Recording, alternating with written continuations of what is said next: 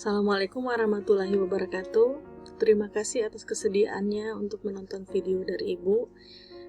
Seperti kita tahu bersama bahwa kemarin kita sudah pertemuan pertama, terus kemudian pertemuan kedua dengan Google Meet, sama pertemuan satu juga. Nah, kali ini saya ingin sedikit mengubah suasana belajar kita dengan men-share video ke Anda. Harapan saya dengan video yang singkat ini bisa memberikan pemahaman dan ingatan yang lebih dibandingkan dengan pertemuan-pertemuan lainnya. Oke, kita lanjutkan.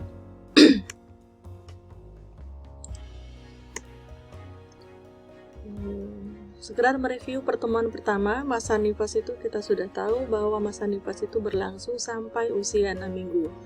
Dan kemudian asuhan nifas sendiri adalah untuk memastikan pemulihan kesehatan dan kemudian menormalkan kembali perubahan-perubahan fisiologi yang terjadi selama masa nifas.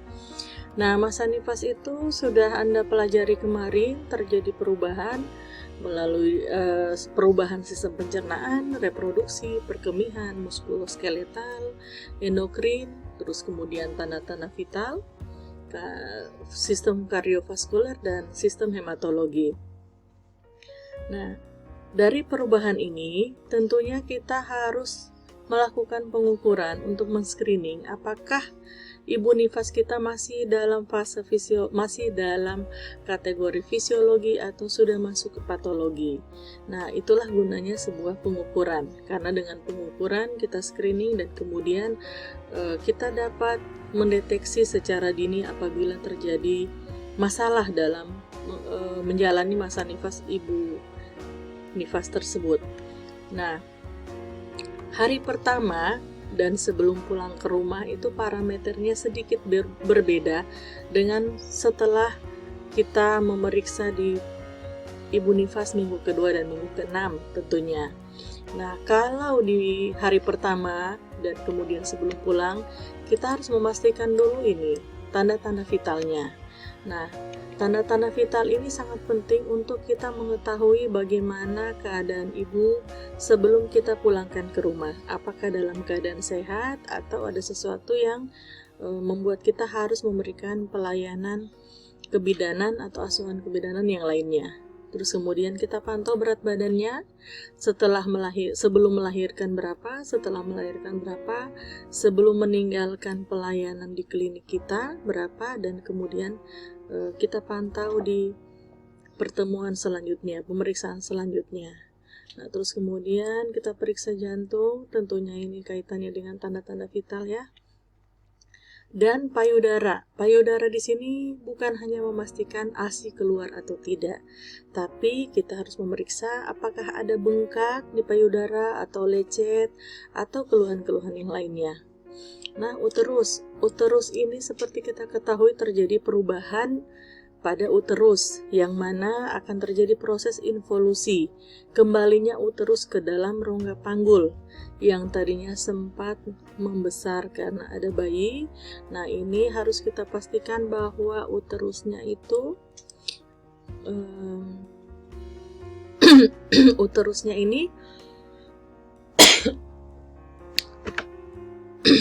bisa kembali sesuai dengan masa nifas yang normal. Terus kemudian CVAT ini kita tidak mengukur yang batasan bidan itu, cuman menanyakan apakah ada nyeri di area pinggang, karena selama hamil ibu mengalami tulang belakang yang cenderung mengalami perubahan posisi ya, menjadi lordosis di trimester 3.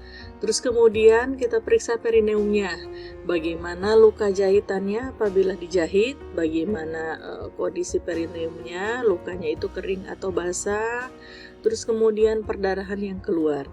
Nah, ini kaitannya dengan lokianya tentunya ya. Terus ada ekstremitas atas sama bawah, apakah ada edema atau tidak. Kita juga harus mencek karena ini penting untuk mencegah terjadinya eklamsi pada masa nifas. Kemudian kita screening apakah ibunya mengalami depresi atau tidak. tentunya dengan penapisan sesuai dengan yang ada di dokumentasi kebidanan, misalnya seperti apakah persalinan kali ini, apakah bayi ini memang sudah lama ditunggu-tunggu atau mungkin tidak direncanakan, itu akan berpengaruh pada pelayanan kita, pada edukasi kita ke ibunya. Nah, kemudian parameter kedua sampai ke 6 minggu itu dalam masa nifas, kita di sini akan melihat bagaimana kesehatan fisik dan emosi dari ibunya. Terus kemudian bagaimana pengalaman melahirkan, seperti apa yang dirasakan oleh ibu, dan bagaimana adaptasi di dalam keluarganya, adaptasi dirinya sendiri dengan bayi, adaptasi dengan suami, adaptasi dengan anak pertama, kalau anaknya sudah anak kedua, ketiga, dan seterusnya, adaptasi dengan lingkungan, dengan keluarga. Nah, kemudian bagaimana menyusuinya, bagaimana ASI-nya, apakah bayinya lancar menyusu, apakah diberikan ASI eksklusif atau tidak, ya. Terus kemudian exercise apa yang sudah dilakukan oleh ibu, bagaimana aktivitas fisiknya, ya. Jadi kita harus memperhatikan ini karena ini ada kaitannya dengan kondisi kebugaran ibu. Begitu juga dengan jam istirahat dan jam tidur, karena kualitas tidur itu sangat menentukan kebugaran, kesehatan, dan emosional ibunya.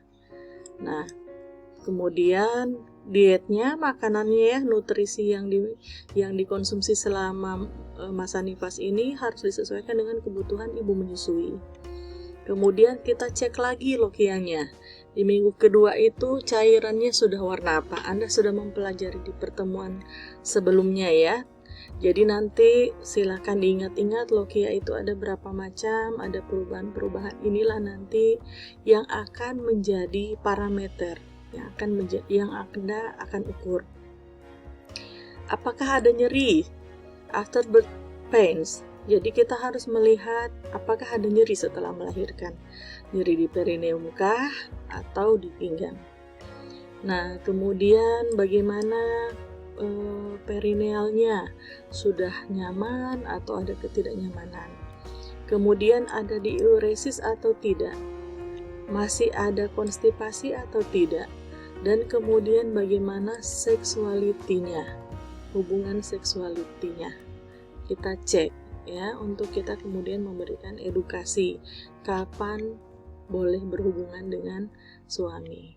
Nah, setelah itu kita mengecek bagaimana rencana kontrasepsi ibu.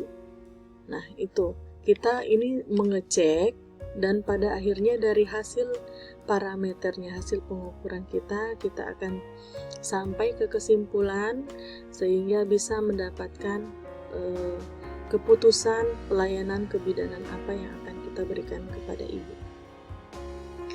Oke, terima kasih. Sampai di sini video saya. Semoga bermanfaat untuk kita semua, terutama Anda dalam menyiapkan diri menjadi calon bidan. Assalamualaikum warahmatullahi wabarakatuh.